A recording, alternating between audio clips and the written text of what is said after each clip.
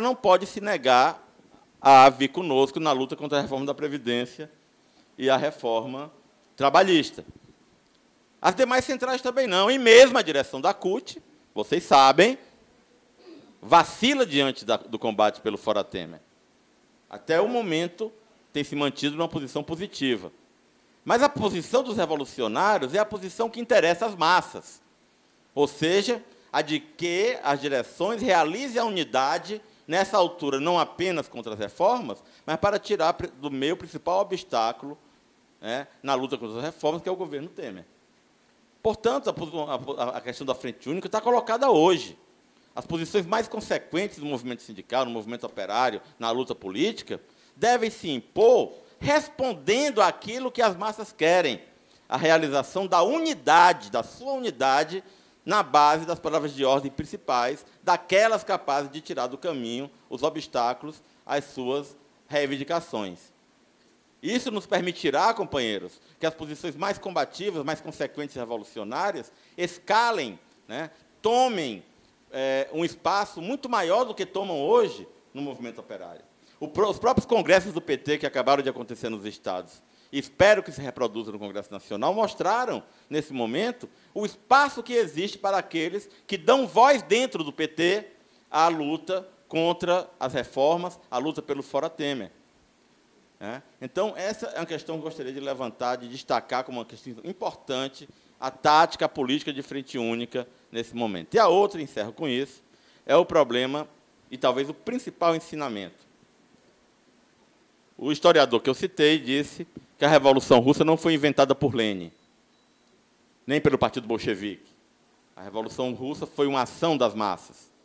Elas realizaram a Revolução, atualizando a famosa frase de Marx de que a emancipação dos trabalhadores é obra dos próprios trabalhadores, ou não é. Contudo, companheiros, foi necessário um partido, foi necessário uma organização que sintetizasse a vontade das massas, a vontade espontânea das massas, que dessem a ela uma forma programática organizada, que deduzissem da movimentação das massas, da atividade das massas, as palavras de ordem, que efetivamente eram capazes de unir a maioria para primeiro derrubar o czar e depois conquistar o poder em outubro de 17, foi preciso uma organização que olhasse cientificamente para o movimento que estava por trás dela, uma organização que fosse capaz de dar organização e consciência a um movimento amplamente inconsciente que as massas realizaram. Marx também disse, depois Trotsky vai retomar essa frase, que o partido é a fração consciente do movimento inconsciente. Então, o partido é uma necessidade. O Partido Revolucionário é imprescindível. As revoluções podem acontecer sem os partidos revolucionários, mas elas não podem vencer sem os partidos revolucionários. A experiência da União Soviética, depois da prostituição que o stalinismo impôs ao processo da Revolução Russa, do abandono da Revolução Russa, inclusive da dizimação física nos processos de Moscou do Comitê Central do Partido Bolchevique, que fez a Revolução de 17, demonstra justamente isso, que foi a liquidação do Partido Russo como Partido Revolucionário que finalmente conduziu ao desastre que hoje leva a Rússia a uma situação de um Estado mafioso, de um Estado em que a classe operária está submetida à vontade de gangues mafiosas que, até hoje ainda, mais de 20 anos depois, dilapidam o patrimônio estatal, o patrimônio social na Rússia. Mas é também, companheiros, o exemplo que nos dão o conjunto das revoluções que estouraram no leste europeu, ao final da Segunda Guerra Mundial. Revoluções proletárias que expropriaram a burguesia, mas que não foram capazes de levar a um desenlace positivo em função da inexistência do Partido Revolucionário. Também no Brasil, companheiros, as massas precisam de um partido. E elas próprias se lançaram à construção desse partido em 1978, 1979. Foi desse movimento, dessa vontade de ter uma expressão própria, A burguesia, na época, o companheiro Vital vai lembrar disso. A gente dizia, a burguesia já tem 2 partidos, o MDB e a Arena. Os trabalhadores não têm nenhum. É preciso que eles construam seu próprio partido. Depois surgiu uma maré de partidos, desses cartoriais, desses partidos picaretas, desses partidos que não têm nenhum programa político, serve apenas para fazer dinheiro. Nós temos uma maré de partidos, sei lá, quantos, hein, Paulo? 40 partidos no país hoje? Algo assim, né? E, entretanto, os trabalhadores continuam precisando do seu próprio partido. O problema, companheiros, é que, nesses 37 anos, o partido que os trabalhadores construíram vem sendo atacado na sua natureza, desde fora, o que é normal. A burguesia não pode... Eu tenho dito, às vezes... Lê, eu estou concluindo mesmo, tá? Eu tenho dito mesmo, às vezes, que o que a burguesia precisa varrer do cenário nacional não é o Lula, mas é o Lula. Porque o que ela precisa varrer é essa experiência que o proletariado brasileiro viveu nos últimos 40 anos, de auto-organização, que ele nunca tinha vivido nesse nível em nenhuma outra época histórica. Da organização do PT, da organização de uma central sindical independente, a CUT, da organização de um movimento camponês independente, o MST, e tantos outros movimentos de caráter mais regional que surgiram. Esse período de 40 anos, marcado pelo surgimento de organizações próprias da classe, que ela precisa varrer. É por isso que, depois de condenar o Lula, se ela conseguir condenar, ela vai condenar o PT, ela vai condenar a CUT, ela vai condenar o MST, ela vai condenar o MTST, ela vai fazer a lava-jato dos sindicatos, ela vai tentar destruir tudo que foi construído nesses últimos 40 anos. Por quê, companheiros? Para construir um partido revolucionário, é necessário que haja uma organização própria da classe trabalhadora.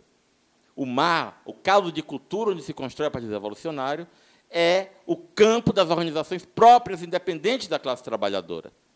É verdade, então, é nesse sentido que a burguesia não pode conviver, nunca pôde conviver com o PT, mesmo com esse PT do Camilo Santana, que nós chegamos a ele ultimamente, né? Mesmo com a maioria menchevique, como lembra a companheira Aila, esse partido não pode existir, porque ele é o quadro, ele é a esfera aonde os trabalhadores podem construir a sua própria organização revolucionária.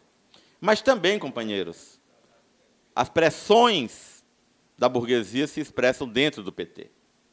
Também dentro do PT, nós temos hoje uma repercussão, hoje, há muito tempo, uma repercussão de todo um conjunto de posições que questionam a existência do PT como partido independente, que colocam em risco a existência do PT como partido independente. Aqui mesmo, no Ceará, nós tivemos senador votando na mesa do Senado golpista. Aqui mesmo no Ceará, nós temos o governador que, esta semana, nos disse que é pelas eleições indiretas e, nas indiretas, defende a candidatura do Tasso Gereissati. São posições que, longe de construir e preservar o PT, companheiros, ajudam e transmitem a pressão destrutiva da burguesia dentro do PT. Por isso, companheiros, embora o PT não seja o partido bolchevique, não seja um partido revolucionário nesse momento, é necessário, companheiros, a preservação do PT. Porque, se nós não conseguirmos preservar o PT, as condições de construção do Partido Revolucionário serão condições muito mais difíceis, porque o quadro próprio dos trabalhadores, construído em 37 anos, estará destruído.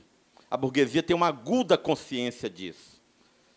Então, a etapa da construção do Partido Revolucionário, a qual nós nos dispomos como corrente ao trabalho há 40 anos, aliás, já convido os companheiros a comprarem, semana que vem estará aqui em Fortaleza, o nosso caderninho, publicação comemorativa dos 40 anos da corrente do trabalho, vai custar apenas R$10, porque o partido, a organização revolucionária, não é financiada pela burguesia, ela se autofinancia.